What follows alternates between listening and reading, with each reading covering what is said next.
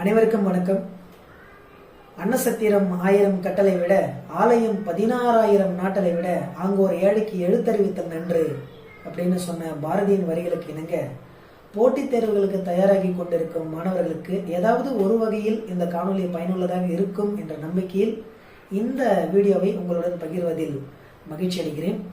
குறிப்பாக இந்த வீடியோவில் எதை பற்றி பார்க்க போகிறோம் அப்படின்னா, குரூப் 2 எக்ஸாம்ஸ்க்கு தயாராகி கொண்டிருக்கின்ற மாணவர்கள், குறிப்பாக இங்கிலீஷில் வரக்கூடிய ப்ரிலிம்ஸில் 100 கொஷின்ஸ் இங்கிலீஷில் இருக்குது, 100 அப்ஜெக்டிவ் டைப் கொஷின்ஸ் இருக்குது.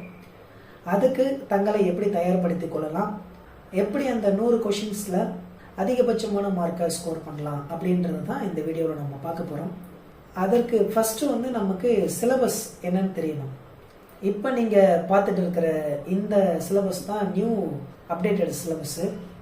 அதில் பார்த்தீங்கன்னா உங்களுக்கு ப்ரிலிமினரி எக்ஸாமினேஷன் அப்ஜெக்டிவ் டைப்பில் பார்த்தீங்கன்னா லாங்குவேஜஸ்லேருந்து 100 கொஷின்ஸு ப்ளஸ் ஜென்ரல் ஸ்டடீஸு பொது அறிவில் ஒரு 75 கொஷின்ஸு, அப்புறம் ஆப்டிடியூட் அண்ட் மென்டல் எபிலிட்டியிலேருந்து ஒரு 25 கொஷின்ஸு, ஆக மொத்தம் டோட்டலாக 200 கொஷின்ஸ் கேட்குறாங்க. இதில் இந்த லாங்குவேஜில் இருக்கிற இந்த இடத்துக்கு மட்டும் ஒரு ஆப்ஷன், நம்ம வேணும்னா தமிழில் 100 கொஷின் எழுதிக்கலாம், அப்படி இல்லைன்னா ஜென்ரல் இங்கிலீஷில் 100 கொஷின்ஸ் எழுதிக்கலாம். என்ன கேட்டிங்கன்னா, தமிழை விட இங்கிலீஷ் கொஞ்சம் ஈஸியாக ப்ரிப்பேர் பண்ணிடலாம். ஏன்னா இங்கிலீஷ் ப்ரிப்பேர் பண்ணுறதுன்றது அந்த கொடுத்துருக்கிற போர்ஷன்ஸ் கம்மி, கம்பேரிங் வித் தமிழ் கொடுத்துருக்கிற இங்கிலீஷ் போர்ஷன்ஸ் ரொம்ப ரொம்ப கம்மி. ஸோ அதனால தான் நான் அப்படி சொல்கிறேன். இங்கிலீஷை கிராக் பண்ணணும் அப்படின்னா இந்த 100 கொஷின்ஸில் ஃபஸ்ட்டு என்னென்ன பேட்டர்னில் கேட்குறாங்க அப்படின்னு நம்ம தெரிஞ்சுக்கணும். இதில் part A, part B, part C அப்படின்னு 3 பார்ட்டில் இங்கிலீஷை பிரித்து 100 மார்க்குக்கு நம்மளுக்கு 1 மார்க்கை கேட்குறாங்க. அதில் இந்த part A full and full grammar items, இது பார்த்தீங்கன்னா உங்களுக்கு ஆல்மோஸ்ட் 21 ஐட்டம்ஸ் இங்கே கேட்குறாங்க. நமக்கு இந்த 21 ஐட்டம்ஸ் தான் கொஞ்சம் ஹார்டாக இருக்கும். அதாவது ரொம்ப ஹார்டுன்னு சொல்ல முடியாது, கொஞ்சம் ஹார்டாக இருக்கும். அதுக்கு என்ன சார் பண்ணலாம் அப்படின்னா, கொஞ்சோண்டு பேசிக் இங்கிலீஷ் நாலேஜ் இருந்தாலே போதும், இந்த 21ஐயும் நம்ம ஈஸியாக கிராக் பண்ணிடலாம். அது எப்படின்னு சொல்கிறேன். நீங்கள் அதிகமாக கான்சன்ட்ரேஷன் பண்ண வேண்டிய இடம் பார்த்தீங்கன்னா 9th and 10th standard books தான் அதிகமாக கான்சன்ட்ரேஷன் பண்ணுற மாதிரி இருக்கும். நீங்கள் பின்னாடி பார்ட் பி, பார்ட் சியில் இருக்கக்கூடிய அந்த போயம்ஸ் எல்லாம் நம்ம பார்க்க போகிறோம். அந்த போயம்ஸு அப்புறம் ப்ரோஸு, அந்த ஹெட்டிங்ஸ் எல்லாம் பார்த்தீங்கன்னா 9th 10th இருந்து தான் அதிகமான டாபிக்ஸ் இருக்கும். கொஞ்சமாக தான் 8th அப்புறம் பேக்கில் இருக்கக்கூடிய லோயர் கிளாஸஸில் இருக்கும். சரிங்களா? சரி, அதுக்கு முன்னாடி இந்த பார்ட் ஏ தான் கிராக் பண்ணுறது கொஞ்சம் கஷ்டமாக இருக்கும்னு சொல்லியிருக்கேன் இல்லையா? இப்போ பார்ட் ஏவில் 21 ஐட்டம்ஸ் இருக்குது. இந்த 21 ஐட்டம்ஸில் இருந்து தான் இந்த 100 மதிப்பெண்ணில் ஏறக்குறைய ஒரு 60 மதிப்பெண்கள் கிட்டத்தட்ட இந்த 21 ஐட்டம்ஸில் இருந்து தான் வரும். பின்னாடி இருக்கக்கூடிய அந்த பார்ட் பி, பார்ட் சியில் ஒரு ஆல்மோஸ்ட் 20, நியரஸ்ட் 20 தான் வரும். எல்லாமே டோட்டலாக தான் 100 வரும். சரி, அப்போ இதை கிராக் பண்ணுறதா நம்மளுக்கு கொஞ்சம் கஷ்டமாக இருக்கும். சரி, எப்படி கிராக் பண்ணலாம் அப்படின்னு பார்க்கலாம்.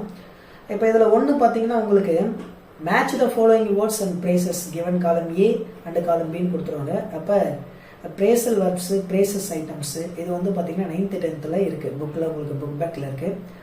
இது இந்த பிரேசஸ் பார்த்தீங்கன்னா அவ்வளோ ஈஸியாக படித்தோடனே புரிகிற மாதிரி இருக்காது. ஆனால் உங்களுக்கு ஒரு ப்ளஸ் பாயிண்ட் என்னென்னா 9th 10th இருக்கக்கூடிய பிரேசஸ் படிச்சிங்கனாலே போதும். அதில் 9th 10th இருக்கக்கூடிய பிரேசஸ் மொத்தமாகவே நீங்கள் கணக்கு பண்ணி பார்த்தீங்கன்னா உங்களுக்கு ஆல்மோஸ்ட் ஒரு 25-30க்குள்ளே தான் இருக்கும், அதுக்கு மேலே போகாது. அப்போ அதுக்குள்ளே படிச்சிங்கனாலே நீங்கள் 1 or 2 கொஷின்ஸ் இதில் நீங்கள் ஈஸியாக கிராக் பண்ண முடியும். 9th 10th பார்த்தீங்கனாலே போதும். அதுக்கடுத்து உங்களுக்கு இந்த choose the correct synonym antonym, இதுவும் பார்த்தீங்கன்னா 9th 10th இருக்கக்கூடிய ப்ரோஸுக்கு பின்னாடி இருக்கக்கூடிய உரைநடை பகுதிக்கு பின்னாடி இருக்கக்கூடிய கிளாசரி ஐட்டம்ஸையும் ப்ளஸ் ஒரு சில இடத்துல ஆண்டனிம்ஸ் அவங்களே மென்ஷன் பண்ணி கொடுக்குறாங்க. அதை பார்த்தீங்கனாலே போதும். இதை நீங்கள் ரொம்ப ஸ்பெசிஃபிக்காக புக்குக்குள்ளே போய் படிக்கணும்னு அவசியம் கிடையாது. புக் பேக்கில் இருந்து படிச்சிங்கனாலே போதும். ஒவ்வொரு ப்ரோஸுக்கு பின்னாடி இருக்கக்கூடிய கிளாசரி ஐட்டம்ஸு ப்ளஸ்ஸு ஆண்டனிம்ஸு, சினானிம்ஸ்னு ஒரு சில பாடத்தை பின்னாடி மென்ஷன் பண்ணி கொடுத்துருக்காங்க. அதை பார்த்தீங்கனாலே போதும், அதிகமாக பார்க்க தேவையில்லை. நெக்ஸ்ட் ப்ரிஃபிக்ஸ் சஃபிக்ஸ் உங்களுக்கு கொடுத்துருக்காங்க. இது ரொம்ப ஈஸியாக நீங்கள் சின்ன கிளாஸ்லேருந்து படிச்சுட்டு வர ஒரு விஷயம் தான். ப்ரிஃபிக்ஸ்னால் முன்னோட்டு, சஃபிக்ஸ்னால் பின்னோட்டு. கொடுத்துருக்கிற ரூட் வேர்டு கூட அவங்க கொடுத்துருக்கிற ஆப்ஷனை சேர்த்து படித்து பாருங்கள். நீங்கள் ஃபெமிலியராக படிச்சிருக்கிற வார்த்தையாக இருந்தால் அதை சூஸ் பண்ணுங்கள்.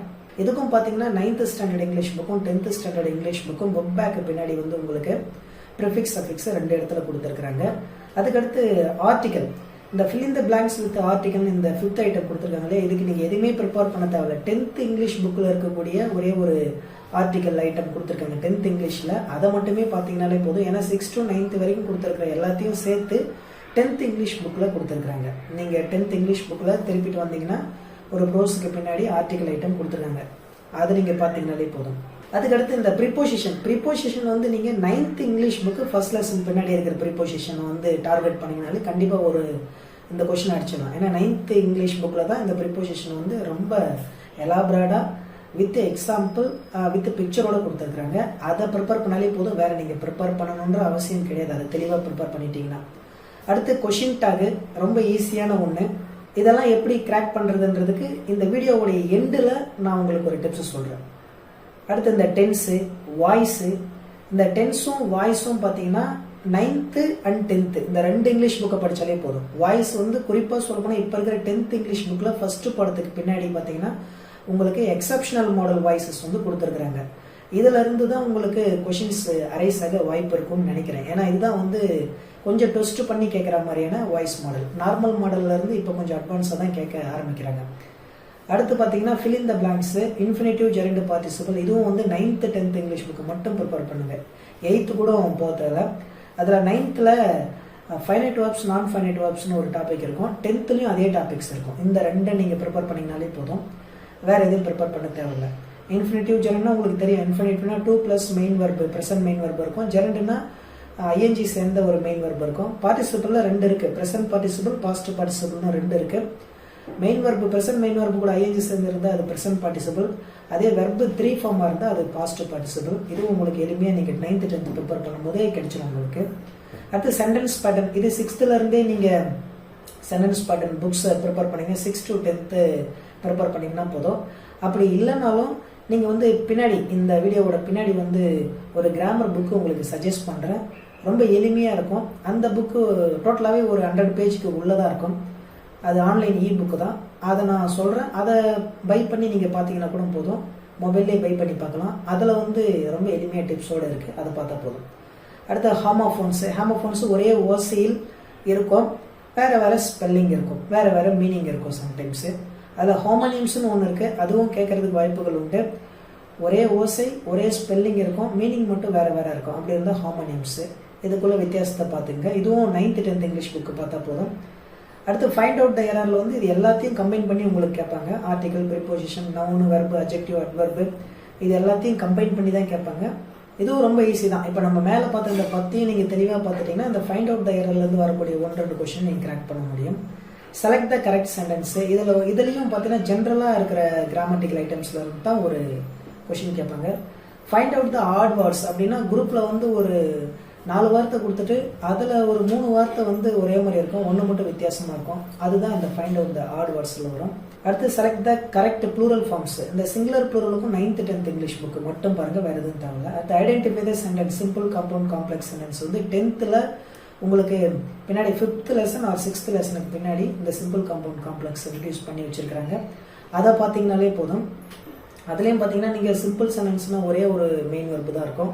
ஃபைனைட் வெர்பு 1 தான் இருக்கும். அதில் காம்பவுண்ட் சென்டென்ஸ்னால் 2 ஃபைனைட் வெர்பு இருக்கும், ப்ளஸ் இடையில ஒரு கன்ஜங்ஷன் இருக்கும். காம்ப்ளெக்ஸ் சென்டென்ஸ்னால் ஒரு மெயின் கிளாஸ் ஒரு சபார்டினேட் கிளாஸ் இருக்கும். இந்த பேசிக் கிராமட்டிக்கல் சென்ஸ் இருந்தால் இந்த ஐடென்டிஃபை த சென்டென்ஸை நீங்கள் கண்டுபிடிச்சிடலாம். அடுத்து கரெக்ட் டிகிரி, இதில் வந்து பாசிட்டிவ், கம்பேரிட்டிவ், சூப்பர்லேட்டிவ் படிச்சிருப்பீங்க.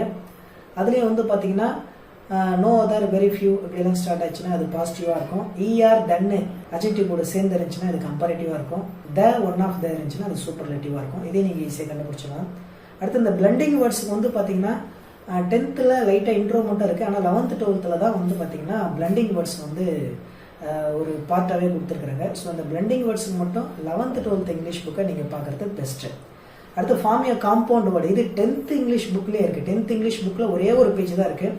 அதை பார்த்தீங்கன்னால போதும். உதாரணத்துக்கு இப்போ நவுன் ப்ளஸ் வெர்பு, அதுக்கு ஒரு காம்பவுண்ட் வேர்டு கண்டுபிடிங்கன்னா நவுன்னா பெயர்ச்சொல், வெர்புனா வினைச்சொல் இருக்கணும். அப்போ மூன் வாக், இது வந்து ஒரு நவுன் ப்ளஸ் வெர்பாக இருக்கும். மூணுன்றது நவுனு, வாக்குன்றது நடக்கின்ற செயல். ஸோ இது போல் நீங்கள் அண்டர்ஸ்டாண்ட் பண்ணிக்கணும் பேசிக் கான்செப்டை, அப்போ தான் இதை கண்டுபிடிக்க முடியும். பிரிட்டிஷ் இங்கிலீஷ், அமெரிக்கன் இங்கிலீஷும் வந்து பார்த்தீங்கன்னா 9th 10th இது 2 புக்கை பார்த்தீங்கன்னாலே போதும். பின்னாடிக்கிற புக்கை கூட நீங்கள் பார்க்க தேவையில்லை. இந்த 21 தான் நீங்கள் அதிகமாக கான்சன்ட்ரேஷன் பண்ண வேண்டிய ஒரு ஏரியாவாக இருக்கும்.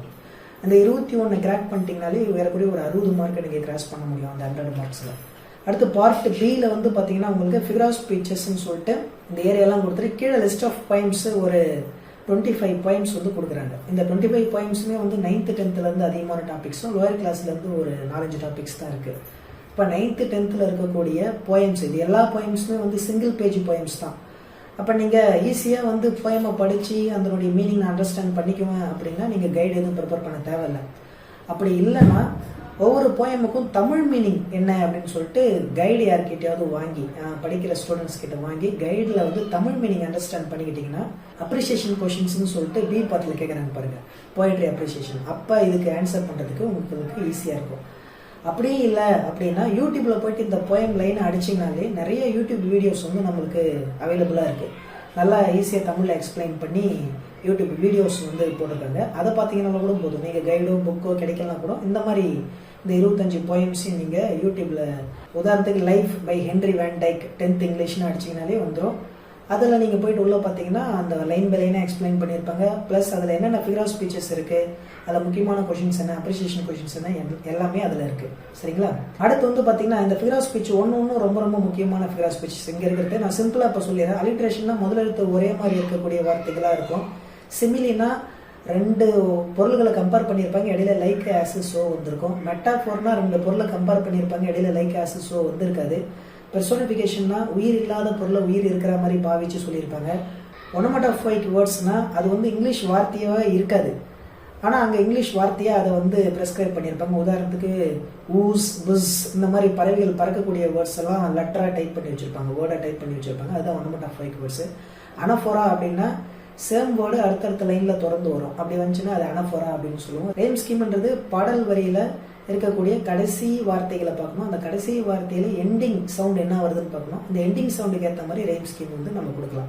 இது எல்லாத்தையும் அந்த figure of speech, rhyme scheme, rhyming words இது எல்லாமே வந்து பார்த்தீங்கன்னா 9th 10th பசங்களுக்கு வந்து கொஸ்டின் நம்பர் 35ல் வந்து 5 மார்க் கொஸ்டினாக இருக்குது. அதுவும் வந்து யூடியூப் வீடியோஸில் உங்களுக்கு வந்து ஒவ்வொரு போயமுக்கும் எப்படி ரெய்ம் ஸ்கீம், ரெய்மிங் வேர்ட்ஸ் கண்டுபிடிக்கிறது அப்படின்னு எளிமையாக இருக்குது. இப்போ ரெய்மிங் வேர்ட்ஸ்ன்றது ரொம்ப ஈஸி. ஒரே ஓசியில் முடியக்கூடிய 2 வார்த்தைகள் தான் ரெய்மிங் வேர்ட்ஸு.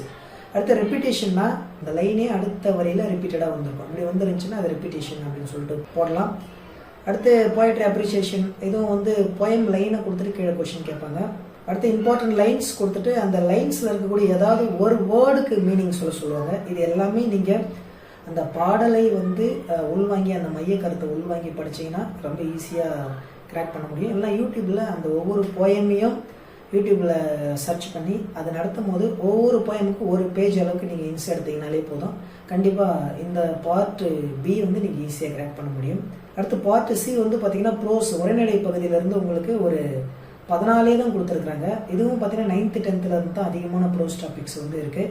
இது வந்து கண்டிப்பாக நீங்கள் வந்து பசங்கிட்ட இருக்கிற கைடை வாங்கி தமிழ் மீனிங் படித்து வச்சுக்கிறது நல்லது. ஏன்னா திடீர்னு உள்ளே இருந்து கேட்குறாங்க கொஷின்ஸ் எல்லாம் பார்த்தீங்கன்னா உங்களுக்கு இப்போ இந்த கொஷின்ஸ் எல்லாம் பாருங்கள், மாடல் கொஷின்ஸில் who among the following is not a character in the story the woman on platform 8 அப்படின்னு கேட்குறாங்க. இது வந்து த உமன் ஆன் பிளாட்ஃபார்ம் 8 வந்து 8th ஸ்டாண்டர்டில் ஃபர்ஸ்ட் யூனிட்லேயே இருக்கக்கூடிய ஒரு ஸ்டோரி. அப்போ இந்த ஸ்டோரியை ஃபுல்லாக படிச்சிங்கன்னா தான் அதில் இருக்கிற கேரக்டர்ஸ் எல்லாமே நீங்கள் தெரிஞ்சிருந்தால் தான் இதில் அந்த கேரக்டர் எந்த கேரக்டர் அந்த கதையில் வரல அப்படின்னு உங்களுக்கு தெரியும். ஸோ அப்போ இந்த பார்ட் சியில் இருக்கக்கூடிய ப்ரோஸ் எல்லாமே நீங்கள் கிராக் பண்ணணும்னா கண்டிப்பாக இந்த 14 ப்ரோஸுக்கு உண்டான தமிழ் மீனிங் லைன் பை லைனாக நீங்கள் தெரிஞ்சு வச்சுருக்கணும். கைட்லேயே இப்போல்லாம் ஒரு பக்கம் அந்த இங்கிலீஷையும் இன்னொரு பக்கம் தமிழாக்கணும் வரி வரியாக கொடுத்து வச்சுருக்காங்க. அதையும் நீங்கள் பார்க்கலாம். அப்படின்லாம் இதுக்கும் வழக்கம் போல் யூடியூப்ஸில் நீங்கள் அடித்து அதுக்கான ஆன்சரை தேடி பார்க்கலாம். அடுத்து பயோகிராஃபிஸ் ஆஃப் அப்படின்ட்டு லீடர்ஸ் நேம்லாம் கீழே கொடுத்துருக்காங்க ஒரு சில பேர். இதுக்கு வந்து நீங்கள் என்ன பண்ணலாம்னா கூகுளில் விக்கிபீடியா பயோகிராஃபி ஆஃப் மகாத்மா காந்தின்னு அடிச்சிங்கன்னா நிறைய வரும். அதில் விக்கிபீடியாவை மேக்ஸிமம் ப்ரிஃபர் பண்ணுங்கள். ஏன்னா அதில் தான் வந்து நிறைய உண்மையான தகவல்கள் வந்து விக்கிபீடியாவில் தான் இருக்கும். ஸோ இதுலேயும் ஒவ்வொருத்தருக்கும் ஒரு பேஜ் வந்து நீங்கள் ஹின்ஸ் எடுத்துங்க. விக்கிபீடியாவை பார்த்து எல்லாத்தையும் எடுத்துக்க தேவை. முக்கியமான லைன் நீங்கள் படிக்கும் போது எது முக்கியமாக தோணுதோ அதை மட்டும் நீங்கள் ஹின்ஸ் எடுத்து வச்சுக்கிட்டீங்கன்னா தான் போதும். அதுலேயும் ஒரு 10 மார்க் எடுத்துகிட்டு உங்களுக்கு வந்துடும். அடுத்து ஜென்ரல் காம்ப்ரிஹென்ஷன் என்ன பண்ணுவாங்கன்னா ஒரு பேராகிராஃப் அல்லது போயம் லைன்ஸ் கொடுத்துட்டு அதுலேருந்து கீழே கொஷின் வித் ஆப்ஷனோட கொடுப்பாங்க. பேராகிராஃப் நல்லா படித்து அண்டர்ஸ்டாண்ட் பண்ணிக்கிட்டீங்க அல்லது போயம் நல்லா படித்து அண்டர்ஸ்டாண்ட் பண்ணிக்கிட்டீங்க அப்படின்னா இந்த கொஷினுக்கு உண்டான ஆன்சர்ஸையும் நீங்கள் ஈஸியாக கிராக் பண்ண முடியும். சரி, அவ்வளோதான் உங்களுக்கு கொடுத்துருக்கக்கூடிய ஆப்ஷனு. இப்போ இதில் அந்த ஃபஸ்ட்டு 21 பார்ட் ஏ தான் வந்து அதிகமாக கொஷின்ஸ் வரும்னு சொல்லியிருக்கேன். அப்போ அந்த ஃபஸ்ட்டு 21க்கு basic concept English grammatical aspects வந்து பேசிக் வந்து நம்மளுக்கு நல்லா தெரியணும். ரொம்ப டிஃபிகல்ட்டாக லேர்ன் பண்ண வேண்டாம், ரொம்ப ஈஸியாக லேர்ன் பண்ணால் போதும். அதுக்கு வந்து நீங்கள் என்ன பண்ணுங்கன்னா அமேசானில் போயிட்டு நீங்கள் இந்த டாப்பிக்கை மட்டும் நீங்கள் டைப் பண்ணிங்கன்னா போதும். English grammar every thing for beginner அப்படின்னு டைப் பண்ணிங்கன்னா இந்த புக்ஸ் வந்து உங்களுக்கு அவைலபிளாக இருக்கும். இந்த புக்ஸ் நான் ப்ரிப்பேர் பண்ண புக்ஸ் தான். இது வந்து it is not compulsory to buy. இது என்னென்னா உங்களுக்கு இன்னும் டெப்த்தாக நான் வந்து லேர்ன் பண்ணணும், அந்த 21ல் ஆல்மோஸ்ட் 20 கிட்ட கிராக் பண்ணணும் அப்படின்னா இந்த புக்கு வந்து உங்களுக்கு ஒரு ஹெல்ப்ஃபுல்லான ஒரு புக்காக இருக்கும். இது வந்து புக்குன்றதுனால நீங்கள் மொபைல்லே டவுன்லோட் பண்ணிக்கலாம். இதில் வந்து பார்த்தீங்கன்னா noun kinds of noun, pronoun kinds of pronoun அப்படின்னு சொல்லிட்டு ஒரு 43 ஐட்டம்ஸ் ஆல்மோஸ்ட் இங்கிலீஷ் கிராமரில் இருக்கக்கூடிய எல்லா ஐட்டம்ஸையும் கவர் பண்ணியிருக்கு. ஸோ இதை நீங்கள் டெப்த்தாக படித்து 21 கிராக் பண்ணணும் பார்ட் ஏவில் இருக்கிறது அப்படின்னா இந்த புக்கு வந்து உங்களுக்கு ரொம்ப யூஸ்ஃபுல்லாக இருக்கும். ஸோ அவ்வளோதான் மாணவர்களே, இந்த வீடியோவோட எண்டுக்கு வந்துட்டோம். நம்ம மேக்ஸிமம் வந்து ப்ராக்டிஸ் மேக்ஸ் பர்ஃபெக்ட் அப்படின்னு சொல்லுவாங்க. இந்த ஐட்டம்ஸ் எல்லாத்தையும் நல்லா ப்ராக்டிஸ் பண்ணிட்டு ஒரு 2-3 டைமாவது நம்ம அந்த 100 மார்க்குக்கு உண்டான கொஷின்ஸை எழுதி பார்க்கணும். எழுதி பார்க்கின்ற போது தான் நம்மளுக்கு என்னென்ன மிஸ்டேக்ஸ் எல்லாம் வரும் அப்படின்னு தெரியும், என்னென்ன டவுட்ஸ் எல்லாம் வரும்னு தெரியும். அதை மறுபடியும் டவுட் வர ஏரியாவை நம்ம மறுபடியும் புக்ஸை எடுத்து பார்த்து ப்ராக்டிஸ் பண்ணிவிட்டு அடுத்தடுத்த கொஷின் அட்டன் பண்ணும்போது ஆல்மோஸ்ட் நீங்கள் தப்புகளை குறைத்து நிறைய மதிப்பெண் ஸ்கோர் பண்ணுவதற்கு அது வாய்ப்பாக அமையும். நீங்கள் எல்லாருமே வந்து குரூப் 2 எக்ஸாம்ஸில் வந்து நல்ல மதிப்பெண் எடுத்து வெற்றி பெற என்னுடைய வாழ்த்துக்கள். மீண்டும் ஒரு நல்ல வீடியோவில் சந்திக்கிறேன். நன்றி, வணக்கம்.